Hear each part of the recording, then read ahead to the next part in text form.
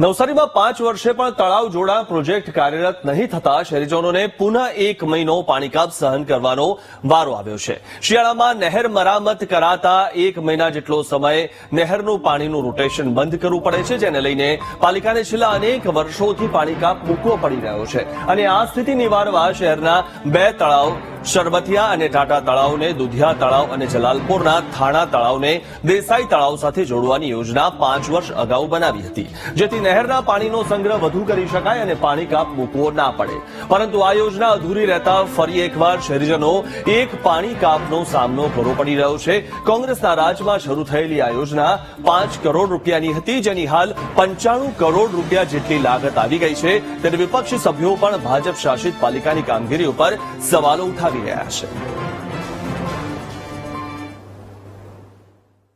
सूचना मळी ते मुजब આપણે તમામ જે આપણા જળાશયો છે, દુધિયા તળાવ છે કે આપણા નહેરની જે લાઈનો છે, હાસાપોરનો તળાવ છે, ધોલી તળાવ છે, આ તમામ તળાવો અત્યારે આપણે આવનારા સમયમાં જે મેન્ટેનન્સની કામગીરી નહેર ખાતા દ્વારા કરવામાં આવનાર છે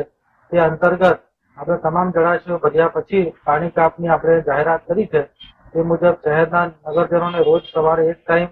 મીઠું પાણી આપવામાં આવશે અને શહેરીજનોને અમારી વિનંતી છે કે જ્યાં સુધી